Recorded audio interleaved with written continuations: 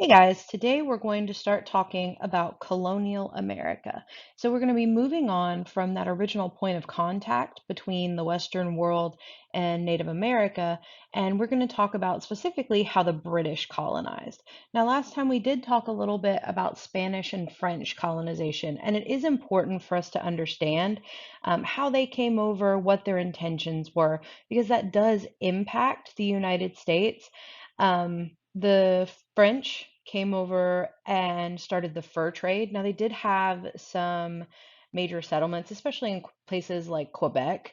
But for the most part, they had spread out settlements that had concentrated groups of people within those settlements. But they don't have quite the same caliber of colonization as the 13 colonies do later on. We also need to understand the Spanish a little bit. They came over for the purpose of conquering and converting. So the British are really going to do things a lot differently, but they're also going to take a while to get to the process of colonization.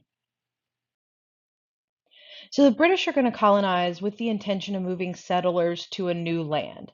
Now, this is largely going to be because they're a tiny little island nation. If you look at a map and you look at Great Britain, it's not huge, it's an island. And so, as an island, you can only expand so far until you're in the water. And so, a lot of British history is going to have to do with moving out and colonizing other places.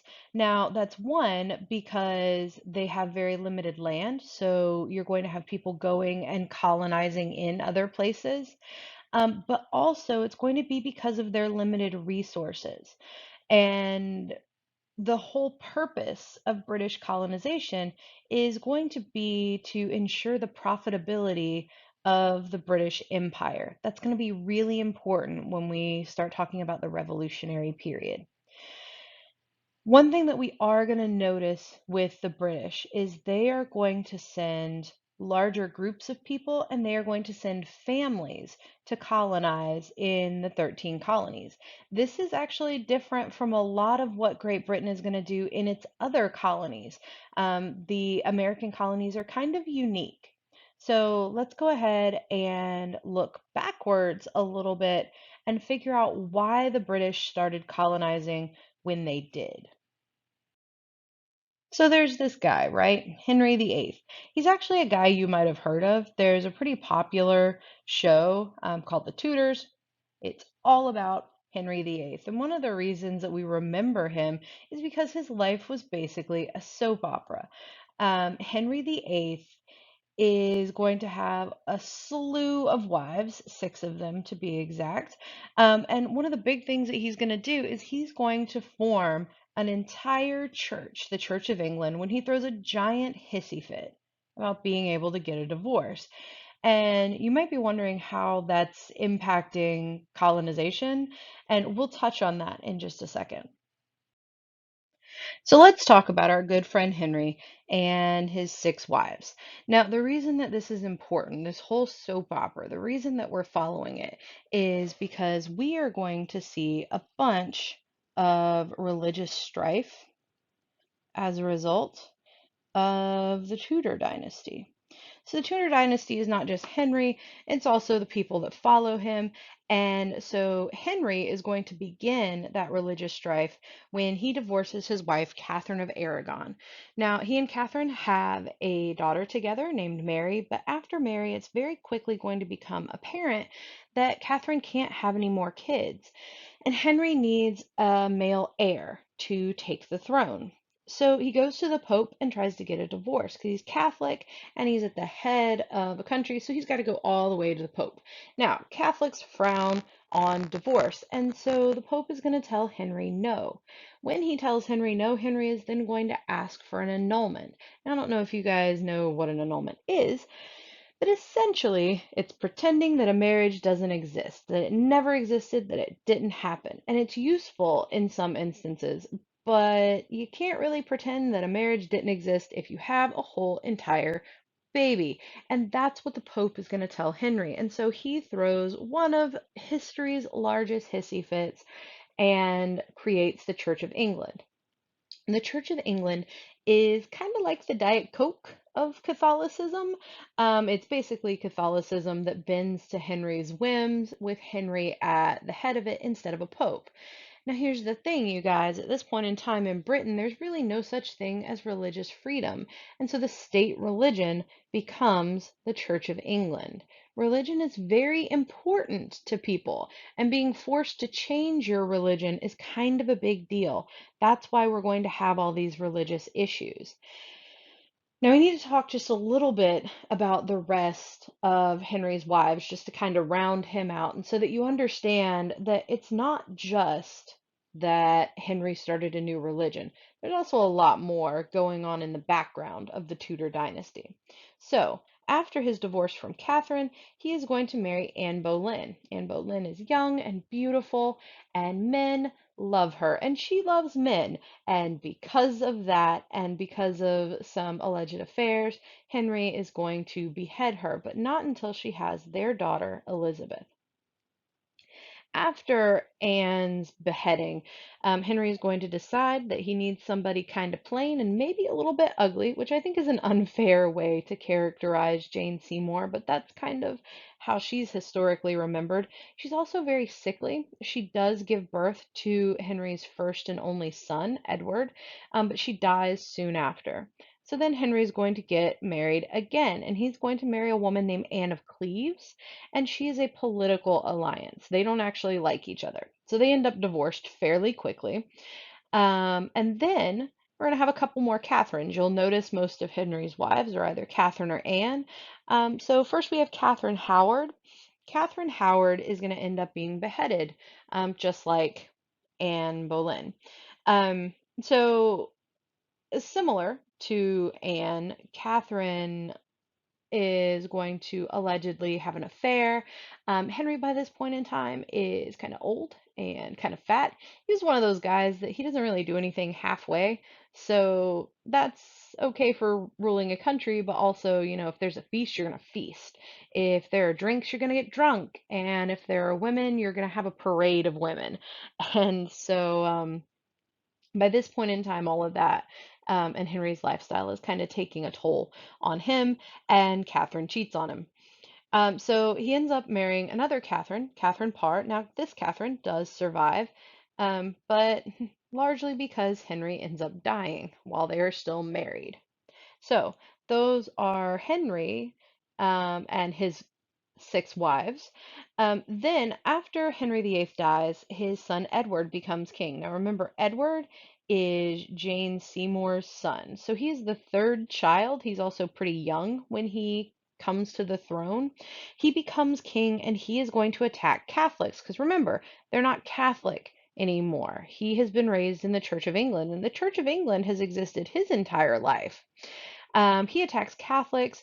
When he dies, because remember, he's very sickly, when he dies, his sister Mary takes the throne. Remember, Mary was the one that was born to Catherine of Aragon. Now, Catherine of Aragon, when she divorced Henry, left England, and she raised Mary as a Catholic. And so Mary is going to persecute Protestants. She's going to kill a lot of them.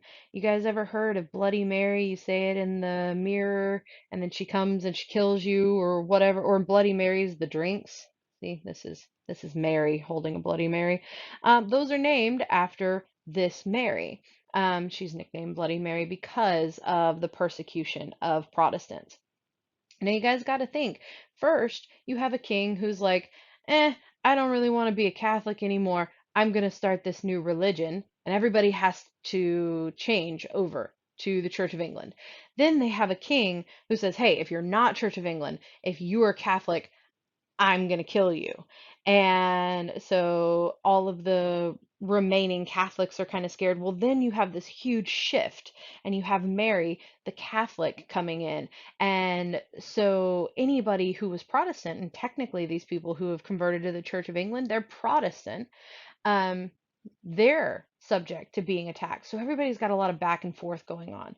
Now, we are finally going to see some stability when Elizabeth comes to the throne. We're going to call her actually the Virgin Queen. Now, she probably wasn't actually a virgin, but she never gets married. And if you look at her family tree, you can kind of see why she might want to shy away from that. But once we finally get that stability brought to the empire, that's where we're really going to see British colonization take flight. So the first colony is a colony called Roanoke. Roanoke has a very rich conspiracy sort of history going on because we lost Roanoke, the entire colony. We lost it, whole thing. So Roanoke is chartered by Sir Walter Raleigh in 1585. Now, there are actually going to be two Roanoke settlements. The first Roanoke settlement ends up being abandoned.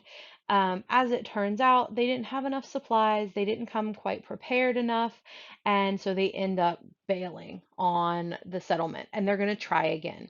Now, the purpose of Roanoke was supposed to be a jumping off point. It's supposed to be this place that you can go before you go in and start whatever journey you're going to have in North America, because Roanoke was actually an island. So we get these guys coming over, led by John White, for the second Roanoke settlement. He is actually going to be grandfather to the first English baby that is born in the colonies, Virginia Dare. Virginia and the state of Virginia are both named after the Virgin Queen, Elizabeth. Um, but just like the first settlement, the second settlement isn't quite prepared enough. Now, we're not going to really hold that against them. It's very hard to figure out exactly how prepared you need to be when you're coming over and settling at this point in time, because you have such a long journey coming over. You don't know if there's going to be illness. So the leaders are going to go back to England and attempt to get some supplies. But England is going to be at war at this point in time with Spain because England is kind of always at war with somebody. Spain, France, and England, they always kind of hate each other. Sometimes they'll ally with each other and fight against another one, but they're always kind of fighting. There's all sorts of skirmishes going on pretty constantly in Europe. But the war with Spain is happening on the seas as well as on the continent. And so it's going to impact how quickly everybody can get back to the settlement. So we've left a bunch of settlers there, and John White and some of the other leaders are trying to make their way back. By the time they get back, everybody is gone. You guys completely disappeared. The only thing that's left is the word Croatoan carved into a fence post and CRO carved into a tree. Now, there are a lot of ideas about what happened to the settlers in Roanoke. Um, We'll start with the most boring, but also the most likely. Most likely, what happened is the settlers started to run out of food, and because of the war with Spain, John White and the other crew members aren't getting back fast enough. And so the settlers decide to leave Roanoke Island and go get help from the Croatoan natives on a neighboring island. Now, John White never actually goes and checks out this possibility. In fairness to him, there were some storms going on. He just couldn't feasibly get to the island where he thinks the people might be. And then by the time he can get there, he doesn't have enough time to do so without running out of supplies. So he ends up going back to England. Um, That's most likely. Um, but it's not the most interesting of the theories. And so there's actually a video down here for you guys to watch.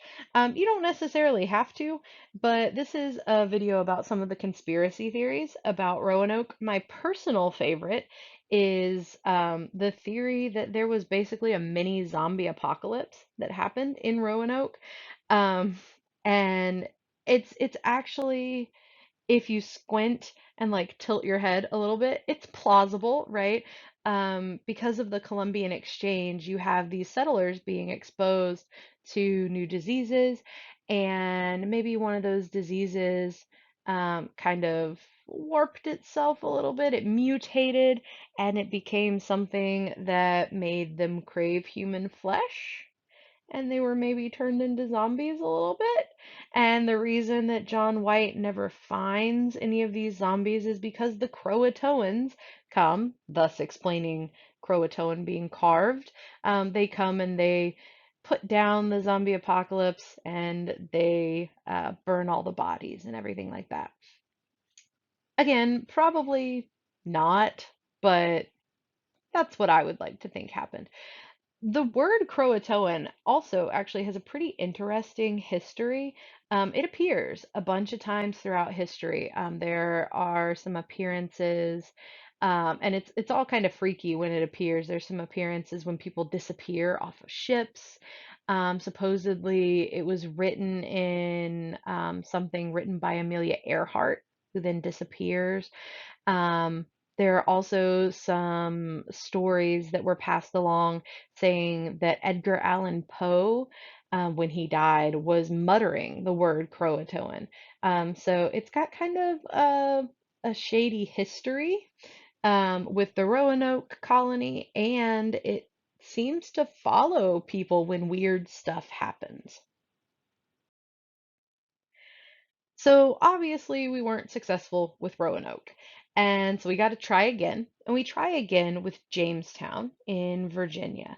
So this settlement is started by the Virginia Company.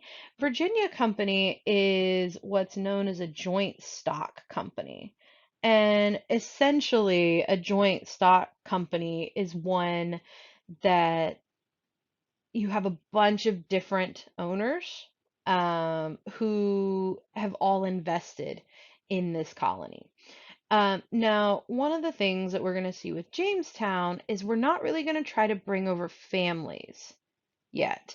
And so this is going to be made mostly of what I like to refer to as second sons. These guys are the sons of rich landowners in England who don't really have any hope of inheriting land. Land is always going to go to the first son. So you've got the second sons, or, like the third or the fourth sons. And they kind of try to strike it rich by coming over to Jamestown. That's going to impact the way the colony kind of forms and shapes itself because these guys aren't looking to plant and harvest and work hard. They're looking to go find gold that isn't really there. So Jamestown is founded in 1607, but they are going to go through a period known as the Starving Time. The Starving Time is exactly what it sounds like. The Second Sons, who are making up the Virginia Company's group of people that come over to Jamestown, they don't really want to plant things, and so they don't, and they don't have a good harvest, and they almost starve over the winter. And one of the things that keeps them going is their relationship with the Powhatan natives. So if you've ever seen Pocahontas, that movie is actually based on people that existed. I don't want to say it's based on a true story.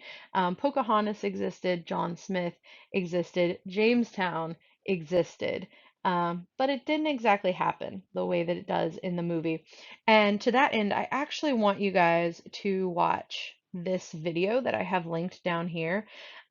It's all about some of the issues with Pocahontas and how it compares to what actually happened in history.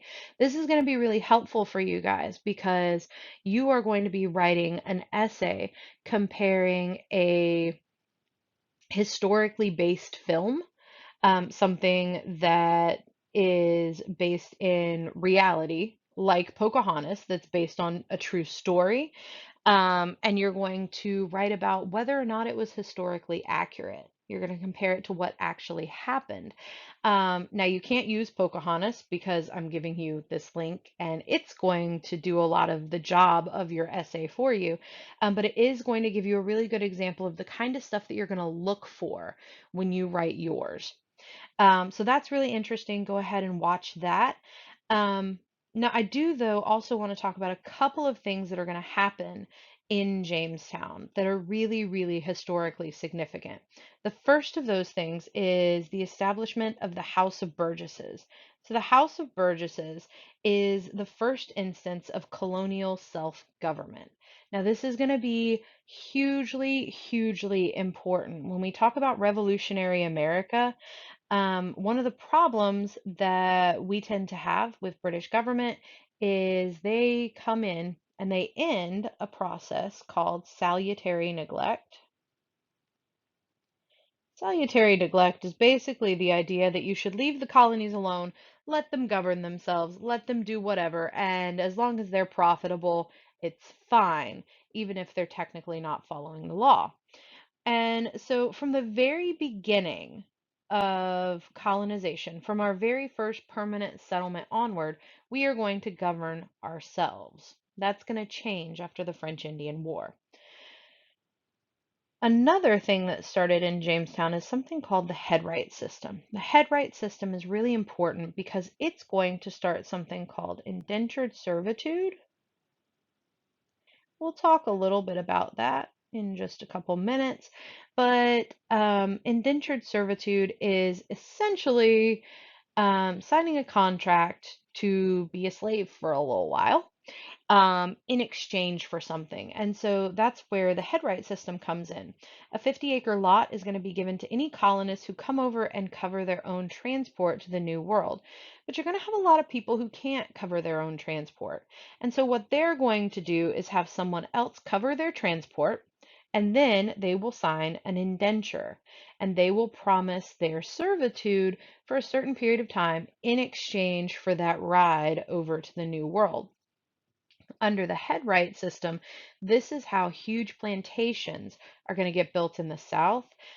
You'll have rich landowners who pay the transport of a bunch of indentured servants,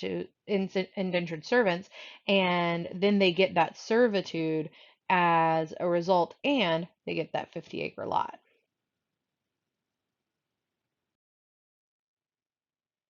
Now, we're not going to talk about all of the settlements or all of the colonies individually. I think that's a little bit boring. So I do want to touch on a couple of settlements.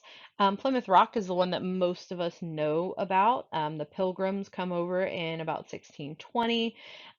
This is where we get like that whole first Thanksgiving thing that we think of. Now, it is important for you to understand the first Thanksgiving did not actually happen the way that we think it did. Um, but the basics of Plymouth Rock, the Pilgrims come over, they settle, they have a time period where things are looking rough, and they do get help from Native Americans, including Squanto, who helps interpret and translate. They're also going to, before they ever get to Plymouth Rock, sign the Mayflower Compact. And what this does is it gives guidelines for governing the colony. The Mayflower Compact is super important to us because now not only are we governing ourselves, but we're setting up that government. We're setting up guidelines before we ever get here. It's assumed that we're going to be governing ourselves. Another really important one is Massachusetts Bay Colony. This is going to have a huge impact on all of New England. New England later on is going to be made up of mostly Puritans. And these Puritans start out with John Winthrop. He has this idea that he is going to build a city on a hill in 1630. The concept of a city on a hill is so that they can basically be a beacon of righteousness. So we've got this city on a hill. Here's my hill, right? So we've got this city, and we've got all these people living in the city. They're very happy because they're living righteously, I guess. Um, and so all of these people down here who are not part of the city on a hill can look up to these guys and figure out how life should be done. So the Puritans are very religiously driven. There's no separation between church and state in a Puritan community. Later on, this is going to be really important to things like the Salem witch trials. Church attendance is required, and so this is kind of where we get the first instance of the idea that colonists are coming over for freedom of religion. One thing that I want you guys to understand, and one thing that the Massachusetts Bay Colony is a great example of, is that people were coming to the New World for their own religious freedom, not to ensure the religious freedom of others. That's a very important distinction that I think you guys need to make. We're also going to see the establishment of Pennsylvania. I like to talk about this one. It's established in 1681, so it's one of the later colonies, but I like to talk about it because we get the Quakers coming over. The Quakers are really interesting. They're Christians, but they're a group that believes in humility, simplicity, and pacifism, and they are largely hated by other Christians. I always thought it was nicely ironic. Ironic might not be the right word, but I thought that it was funny that the Quakers are the ones that basically live the most by the teachings of Jesus. Love everybody, be peaceful, try to make the world better. And they're the ones that are pretty hated by other Christians because of their acceptance. But Pennsylvania is going to be somewhere where you see a lot of religious diversity because of that acceptance that you see from the Quakers. Now, obviously, we live in Georgia, so we have to talk about the Georgia colony. Georgia was the last of the 13 colonies to be established. It wasn't until 1732, and it's a little bit different than the other colonies. It's founded as a trustee colony, and we'll talk in a minute about exactly why it's founded, what the guidelines are, stuff like that.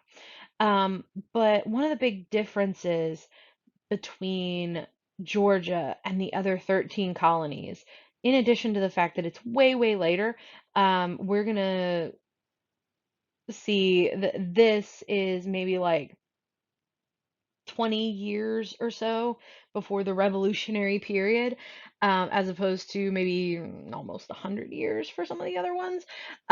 So Georgia, in addition to it being way later, it being kind of a baby colony by the time we get to the revolution, it's also going to always be under some sort of royal control. Now, the trustees fall outside of technical royal control, but very quickly the government, the British step in. There's no self-government in Georgia. So we've got James Oglethorpe. James Oglethorpe is the founder of Georgia and the resident trustee. He is going to get a lot of help from Tomochichi, the chief of the Yamakra. He is very instrumental in providing the land that would later become the city of Savannah, and in ensuring peaceful Native American relations. A couple of other important people to Georgia. You've got Mary Musgrove. She's Oglethorpe's translator after the death of her husband John. She was the daughter of a white trader and a Creek mother. John Wesley is also pretty important. He founds the Methodists, and he's also the first minister of the Georgia colony. All right, so going back to Tomochichi, Tomochichi is the chief of the Yamakra. Oglethorpe is actually going to meet him on Yamakra Bluff, and he gets permission to settle in Georgia. It's all very formal. But one of the things that you'll notice about the way we have a tendency in the United States and in the colonies before the United States are actually a thing, the way we have a tendency to do business with Native Americans is we find somebody in charge of a smaller group, or we find a faction, and we kind of act like they were the ones with all of the power. That's kind of what happens with the Yamakra. The Yamakra were a very small band of Native Americans, and they actually only exist for about 20, 30 years. They're actually created from a combination of Yamasee and Creek Native Americans after a war called the Yamasee War. We're actually going to talk about this one later on when we talk about some of the native conflicts leading up to the French Indian War. They lived in the Savannah area. They're led by Tomochichi.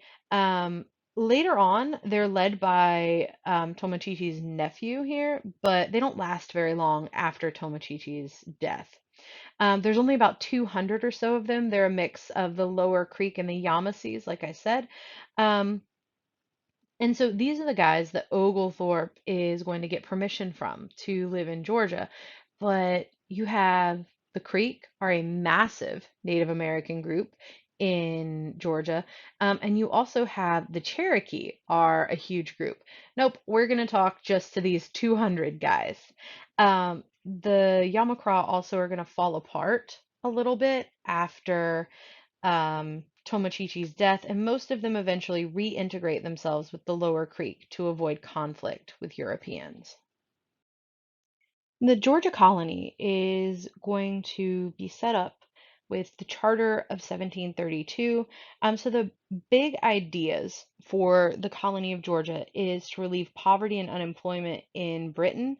So this is essentially going to make Georgia into a debtor colony. Instead of putting people in prison for their debt, we send these poor people over and they can work here and pay off that debt. Um, you've also got the idea of increasing Britain's trade and wealth. So you've got that economic element. One of the big things is we want Georgia to be a buffer against Indian attacks and against the Spanish. So Florida at this point is owned by the Spanish. You've also got a lot of Native American groups. And so the idea is you send these poor people that we don't really care all that much about, and you send them, and they live in Georgia, and you have people who can fight off these attacks before they get all the way to South Carolina. An unofficial reason is also making a home for Protestants who are being persecuted in Europe. So, some of the rules that we're going to see, there's going to be lots of rules and regulations for Georgia, especially because we're using it as a debtor colony. So for the inhabitants, there's no slavery or hard alcohol allowed. Land also has to be inherited here by a male heir. Let's just take a moment to point out that sometimes I can't spell. That's supposed to be must. For the trustees, um, they weren't allowed to own land in the colony. They couldn't receive a salary from the colony, nor could they hold public office. So we have a lot of rules and regulations that have to be followed here in the Georgia colony for a while. Now, those rules are very quickly going to be turned over as Georgia becomes less of a debtor colony and more of a profitable one. Savannah is the first city that we're going to see in Georgia, set up by James Oglethorpe.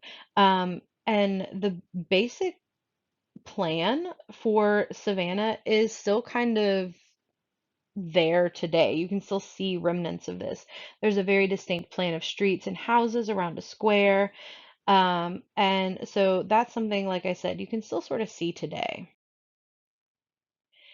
But the trustee period of Georgia isn't going to last all that long. The colonists are going to complain about the regulations, especially slavery. Um, and a downward spiral starts that continues when Oglethorpe goes back to England in 1743. By 1752, the trustees are going to transfer control of the colony to the British government.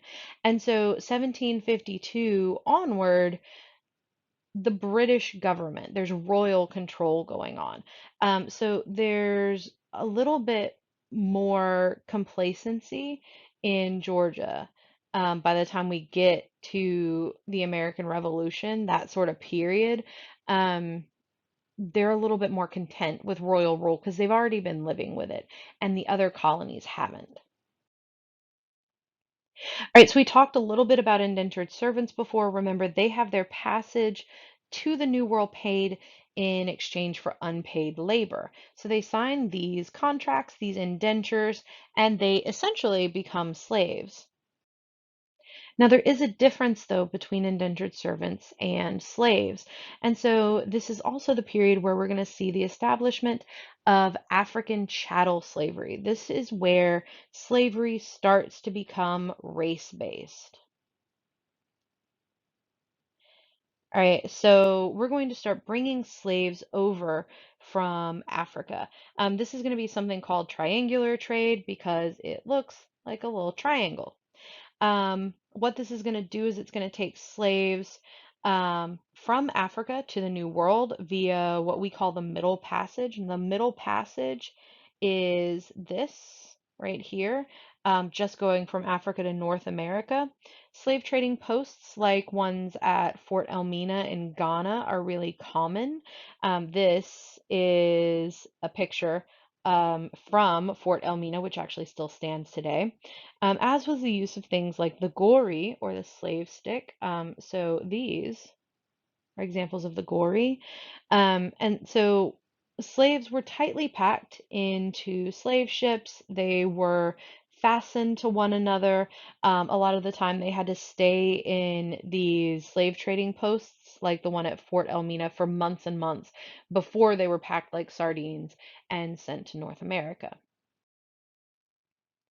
After going through a terrible journey that a lot of slaves didn't survive, they were usually sold at auction and often they were branded afterward. So, this is something that we think of as being more for cattle, right? You burn a brand into cattle. Well, we did that to human beings.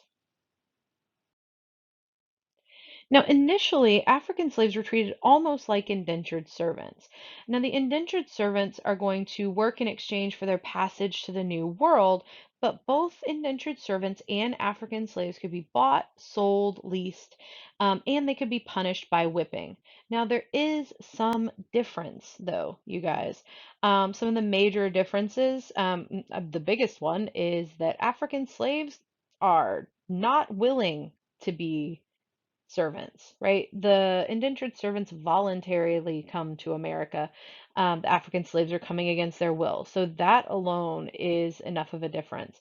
But also, the slaves don't have a contract or any sort of rights. The indentured servants' rights are spelled out in a contract that they, again, voluntarily sign.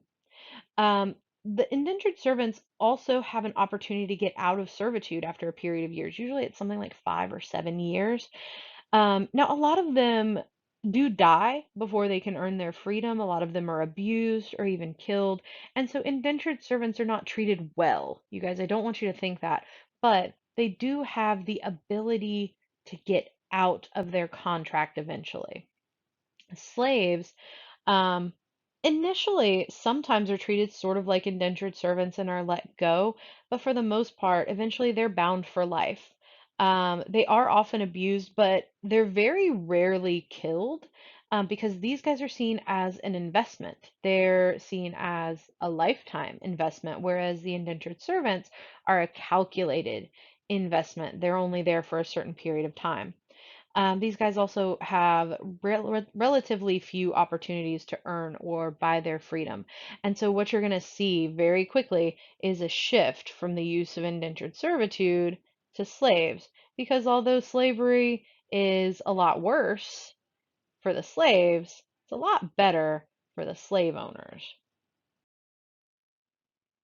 Now, we are going to see a big shift in the use of indentured servitude also with something called Bacon's Rebellion.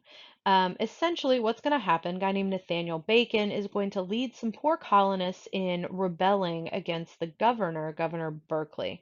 So these poor colonists, they live along the frontier. The frontier is the very outside boundaries of what we consider to be civilization. This is the last area that's been civilized, it's the last area that's been colonized, that's been cleared, right? And so usually you're going to see poor people living along the frontier because the frontier is very vulnerable to Native American attacks. The land isn't quite as cleared or settled. There are less people. And so this rebellion of about 1,000 people are first going to attack the Pamunkey natives. Now, the reason that they attack them is because the poor colonists are going to try to petition Governor Berkeley for some help from Native American attacks. He's not going to give it because they're poor, and honestly, you guys, we just don't care that much about poor people.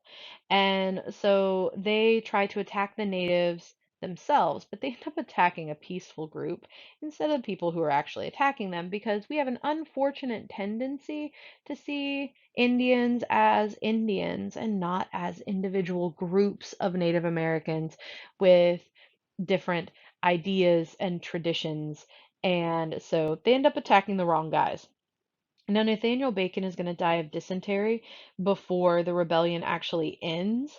And it just kind of like peters out. It doesn't really work. Um, Berkeley is going to promise to give the colonists more protection. But this is the first time that Englanders are going to fight each other in the colonies. And this is terrifying for the rich because you have the poor fighting first Native Americans, but then trying to fight the rich people who are in charge of the government. This is terrible for the rich guys because they realize very quickly, oh no, there are lots of poor people, and they could take us out if they wanted, especially because these poor colonists that are rebelling, these aren't just poor white people. This is poor white people and it's poor black people. It's slaves, it's indentured servants. And so these guys who are fighting against the rich are joining together, and we start to realize that that could definitely be a bad thing if they pool all of their resources together.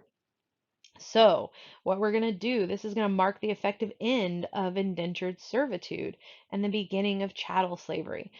The rights that some slaves were afforded, like their ability to gain their freedom, or their children not inheriting the status, all of those rights are going to be taken away.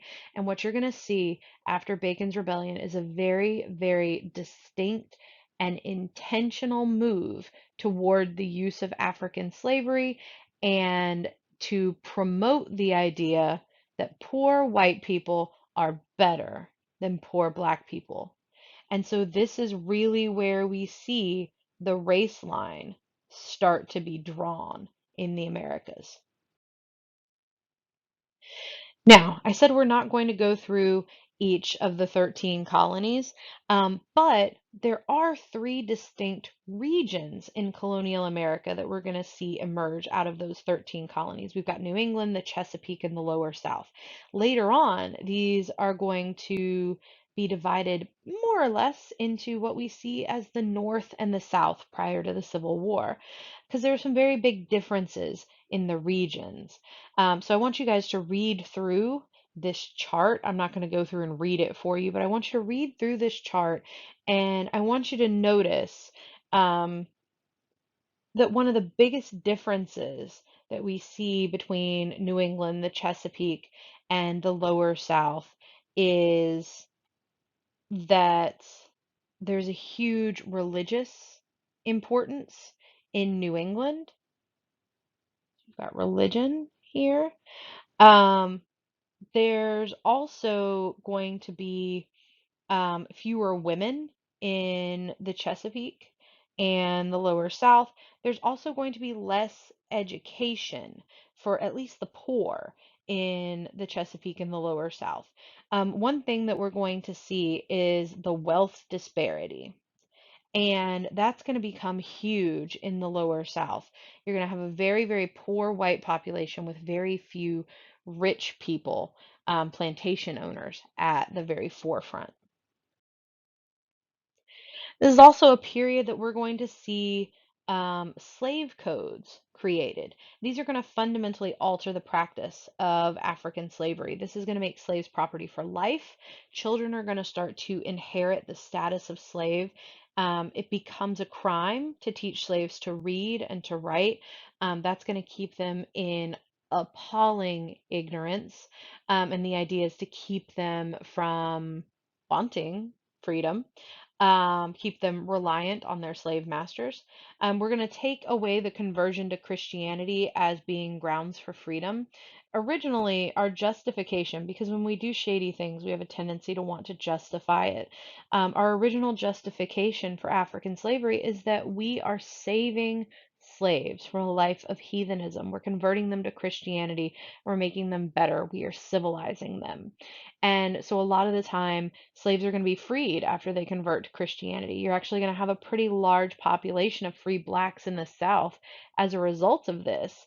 Um, but it's no longer going to be grounds for freedom, and we're not going to tolerate the mixing of races. So I have a couple of examples for you guys.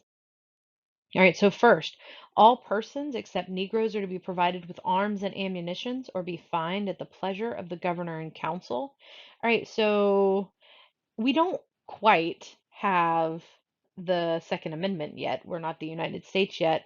But everybody is going to be provided with guns except for Black people. We are going to make sure that these guys are unarmed and can't defend themselves. We've also got this one that whatsoever freeborn English woman shall intermarry with any slave shall serve the master of such slave during the life of her husband, and that all the issue of such freeborn women so married shall be slaves as their fathers were. All right, so let's kind of unpack this a little bit. So if an English woman, so if a white woman marries any slave, all right, so this is a white woman and a slave. All right, so nothing about a black woman and like a black slave and a white man. Nothing about that. White woman and a slave. If they get married, that white woman becomes a slave. She serves the master of that slave during the life of her husband. So, let me ask you a question. How many of you guys love your man so much that you're going to literally become a slave for him? Now, just in case your answer was, sure, I love him. If you have a child with him, and remember, at this point in time, we don't have birth control, we don't have contraceptives. You love him enough to be a slave, okay, cool. Do you love him enough to have children with him? That's what issue means here. The issue of such freeborn women. The children of these women, they will be slaves. So we're not technically making it illegal for white women and slaves to get married, but we're making it really, really, really difficult. All right, so then we've got this one. Whereas some doubts have arisen whether children that are slaves by birth should by virtue of their baptism be made free. All right, so what are we trying to say here? We've got some doubts about if you baptize babies, do they get to be free? So that's what we're gonna try to figure out here. It is enacted that baptism does not alter the condition to the person as to his bondage or freedom. Masters freed from this doubt may more carefully propagate Christianity by permitting slaves to be admitted to that sacrament. All right, so this is the one that says just because you convert, that does not equal freedom.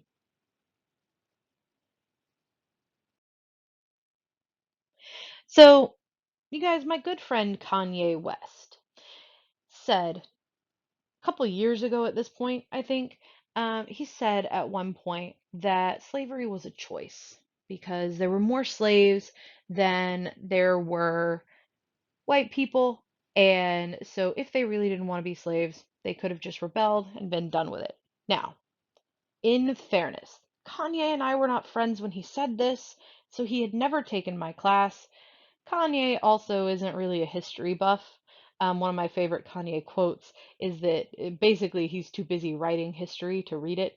So he doesn't really know about history. And so he is making an assumption when he says this that a lot of people make, which is the idea that there are more slaves than there are white people. Now, there are definitely 100% more slaves than there are white people on a plantation, but they're surrounded by white people because mostly you're going to have a few plantation owners who have a bunch of slaves, but more than that, you're going to have poor white people who never have the opportunity to own a slave. But because of things like Bacon's Rebellion, they support slavery. All right, so the Stono Rebellion is going to be the largest slave uprising that we see in the colonies. This is going to start with about 20 slaves or so. They're led by a literate slave named Jemmy. Remember, we stopped teaching slaves how to read and write. Why? Because we don't want them to be able to defend themselves. We don't want them to be able to figure out how to get to freedom. This guy can read, he's figuring it out. The number does grow to somewhere around 100 or so. They're stopped within about a week, but they're marching towards St. Augustine in Florida, where they've been promised their freedom. Now, these guys are going to kill a couple of storekeepers. Then more than 20 white people are killed along their march southward. About 40 slaves, though, are going to be killed while they try to suppress the uprising. So this uprising, largest one in the colonies, is unsuccessful. There is only one successful slave rebellion, and that is the Haitian Revolution. And in that case, you guys, there actually were more slaves than there were slave owners and white people who were living there. All right. So Kanye had a point that if there were more slaves than white people, then they should have been able to rise up if they didn't want to be slaves anymore. But he didn't have all the information, right? He thought that all of these slaves were just, there were just a couple white dudes and they could have just risen up, right? He didn't realize that there were more white people than there were slaves. And when that is true, when there are more slaves than there are white people, they do have a tendency to rebel. Now, South Carolina, after all of this, is going to pass the Negro Act of 1740. And what this does, it's going to restrict slave assembly so they can't meet together anymore. I think of it kind of like Umbridge in Harry Potter and the Order of the Phoenix. They're not allowed to have meetings of more than a few people anymore. Um, it's also going to restrict their movement. They're not going to be allowed to go from plantation to plantation to maybe like visit wives or family members. And it's going to stop the slave import for a period of time. They're going to stop bringing in new slaves for a little while. Right, so we're going to move on from the topic of slavery and we're going to talk about religion. Specifically, I want to talk about the First Great Awakening, which happens in the 1730s. This is associated with ideas from the Enlightenment. The Enlightenment encourages individualism over tradition, and as we start to see these changes in society, you're going to see some changes happening within religion as well. Religion has this funny way of not changing until absolutely necessary. Religion resists change. And I think I might have said that in a previous lecture, but it does. It 100% religion resists change, regardless of what religion that is. So as society changes, though, you're going to see some necessary changes happening in religion. And so the First Great Awakening is going to be characterized by revivals. They're going to promote a more personal, emotional relationship to God. And it's going to reject the ideas of predestination. So, predestination is, I think of it kind of like Santa Claus.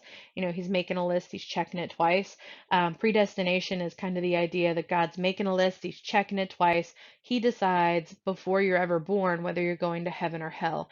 And nothing that you do is going to change that. You are predestined to either go to heaven or not. And so we're going to start to see a shift because predestination doesn't really work well with a personal and emotional relationship to God. That personal and emotional relationship with God is going to mean that you can make a difference by your beliefs, your actions, and your relationship with God as to whether you go to heaven or not. But It sounds all touchy-feely and great and good, but it's really going to capitalize on fear. This is where you're going to see a lot of fire and brimstone. So, for example, Jonathan Edwards, along with George Whitfield, they're a couple of the biggest First Great Awakening preachers at these revivals. And Jonathan Edwards says in Sinners in the Hands of an Angry God, O sinner, consider the fearful danger you are in. It is a great furnace of wrath, a wide and bottomless pit, full of the fire of wrath that you are held over in the hand of that God whose wrath is provoked and incensed as much against you as against many of the damned in hell. You hang by a slender thread, with the flames of divine wrath flashing about it, and ready every moment to singe it and burn it asunder, and you have no interest in any mediator, and nothing to lay hold of to save yourself, nothing to keep off the flames of wrath, nothing of your own, nothing that you have ever done, nothing that you can do to induce God to spare you one moment. All right, so this is scary, angry God, you guys. He does not have any reason to spare you. He can drop you into the pits of hell at any moment. So you should have a good relationship with him so that maybe he won't do that. And that's the kind of ideas that we're going to see circulating around the time of Salem witch trials. This is going to happen around 1692. 19 people are going to be hanged, 156 are imprisoned, with one of them being pressed to death. The guy that's pressed to death, this is a guy named Giles Corey. I don't know if any of you guys have ever watched Drunk History, but there is actually a drunk history called The Curse of Giles Corey. You can find it on YouTube. Drunk History is also on Hulu. I would suggest you watch it. It's hilarious. It's got Joel McHale in it. Um, but so you've got all of that happening. The charges are going to be brought by some young girls, initially against the slave Tituba. You're going to see lots of terror and mass hysteria. Now, I'm not going to go in depth with the Salem witch trials because you guys are going to be watching a video on them. But I did want to give you kind of a timeline of what's going on. So this is a very basic timeline. Oh, look, here's the Curse of Giles Corey. You can just click on that. I forgot that I put it in here. Um, so this is a very basic timeline of what's going on in Salem and when. But be sure to watch that Salem Witch Trials video. That's going to be a big portion of you guys' written prompt for this class. All right, I'll see you guys next time.